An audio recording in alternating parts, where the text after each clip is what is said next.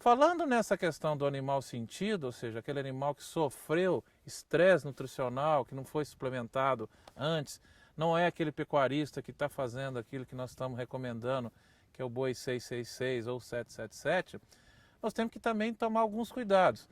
Como a gente falou lá na questão do crescimento de vísceras, quando a gente estava falando sobre o crescimento compensatório, nós estamos trazendo o boi para cá e aqui nós temos dois cenários.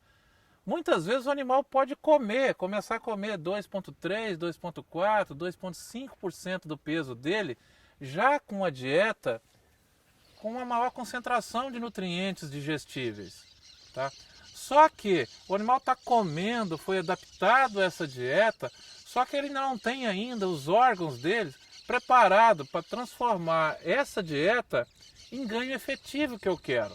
Lembrar aqui a nossa meta de um ganho mínimo de 1 quilo de carcaça por dia para poder pagar a nossa conta. Tá? Então esse é o foco. Então muitas vezes o que vai acontecer? Esse animal vai chegar aqui, nessas condições, eu tenho que tomar muito cuidado com isso. Primeiramente no balanceamento da dieta, onde eu tenho que aumentar o nível de aporte proteico para esse animal, porque ele vai estar recuperando vísceras. E muitas vezes esse consumo muito grande de matéria seca, os órgãos deles não estão preparados para poder metabolizar isso. E aí, uma recomendação da gente até dar uma segurada no consumo de matéria seca desse animal. Por quê? Porque não adianta ele comer muito. Ele vai comer muito e ele não tem capacidade de transformar aquela quantidade maior de comida que ele está recebendo em ganho de peso efetivo. Agora, quando eu falo em reduzir a quantidade de consumo, a gente tem que lembrar alguns fatores fundamentais. Eu preciso concentrar principalmente aqueles nutrientes que são essenciais para o animal nessa fase. Eu tenho que concentrar mais a quantidade de minerais, porque ele vai estar com consumo mais reduzido. Tá? Eu tenho que concentrar mais a quantidade de proteína, porque ele vai ter um aporte proteico maior. Então isso também são cuidados extremamente importantes. Tá? A avaliação, tá, de score de coxo nessa fase é fundamental também, e principalmente analisar a qualidade da mistura. Tá? Ou seja, eu estou avaliando a qualidade da mistura no momento que eu estou saindo com o meu vagão, que eu montei o meu vagão, e principalmente a qualidade da mistura lá no final, porque o animal vai selecionar o que ele está comendo aqui no coxo. Muitas vezes eu estou misturando aqui volumoso com concentrado. Esse animal eventualmente pode estar selecionando mais um ingrediente em detrimento do outro. E isso é um fator extremamente importante, porque o animal pode estar desbalanceando a dieta que eu formulei. Então, operacional, manejo, leitura de coxo também em todas as fases. Se eu estiver trabalhando só com a dieta de adaptação, na fase de dieta de crescimento ou dieta de terminação. Então tudo isso requer um manejo da forma mais efetiva. Um outro ponto que a gente tem que comentar também, como já falado, é a questão de mensurar. Nós precisamos ter, numa atividade de confinamento, os custos na mão, para tomada de decisão. A gente sabe que isso aqui é uma atividade de custo elevado, de investimento elevado. Para isso nós precisamos de monitorar tudo. Monitorar consumo para a gente saber, tá? E para a gente poder calcular o nosso custo final, vamos chamar aí da diária do boi, que é o custo da comida, mais o custo operacional. Muitas vezes o pecuarista esquece que acha que o custo é somente o custo da alimentação. E esquece, meu confinamento, ele está lá mesmo, então eu tenho custo nisso. Eu tenho um custo de depreciação das instalações, de manutenção de coxo, de toda a estrutura envolvida nesse processo e que deve ser levado em conta. Tá? Muitas vezes esse cálculo de custo operacional, o pecuarista faz isso de forma errada.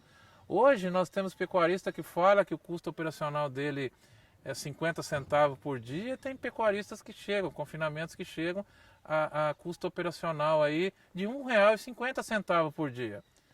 Se nós tivermos com a dieta média, por exemplo, a R$6, eu posso estar falando que a minha diária pode estar custando entre comida mais operacional de R$6,50 a R$7,50. Mas quem tem que saber isso é o pecuarista. A estrutura dele tem que ter esse cálculo em mão. Para quê? Para que ele tenha a meta. Ó, qual que é a minha meta? Eu vou colocar 7 arrobas. Essas 7 arrobas efetivamente vai pagar a minha conta ou não? Quando eu falo de 7 arrobas, eu estou falando em colocar 1 quilo de carcaça por dia. E isso tem que ser levado em consideração nesse cálculo. Tá? Feito isso, né, nós vamos ter o pecuarista sabendo dessa informação.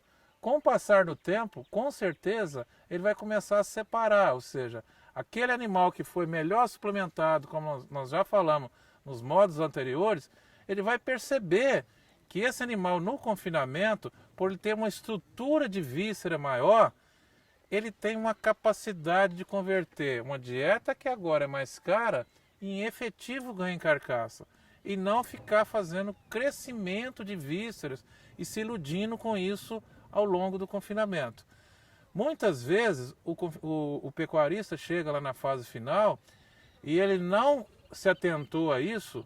O resultado final dele vai ser o quê? Ele vai entregar o boi para o frigorífico, um boi pesado, porém com rendimento de carcaça final baixo, porque a quantidade de carcaça que ele vai ter ali é baixa.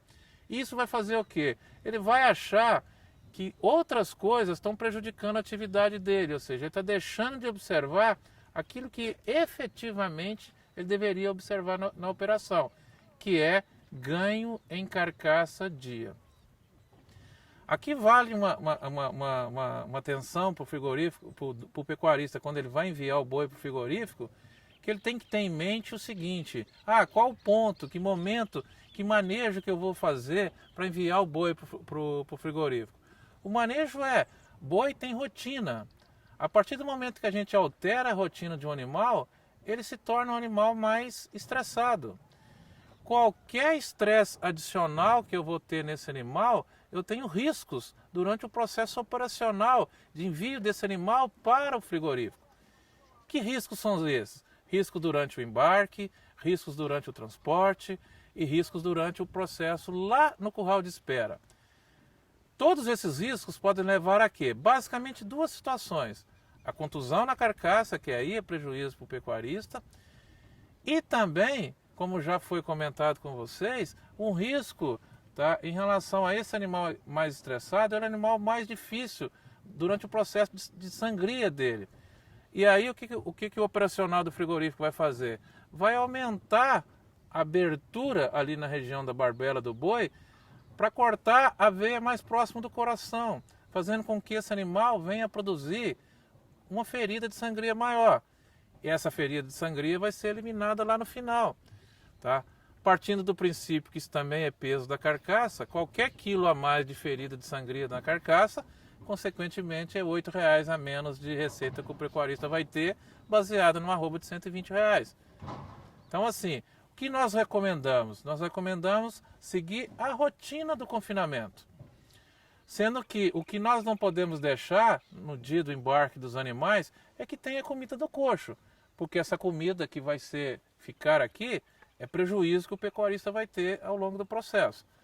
Feito isso, feito todo esse passo a passo, a gente espera que toda essa operação, a distribuição ideal, né, a formação dos lotes, o manejo operacional durante o processo, o balanceamento adequado da dieta, vem com que esse animal venha atingir as metas planejadas durante todo o processo, recria e terminação.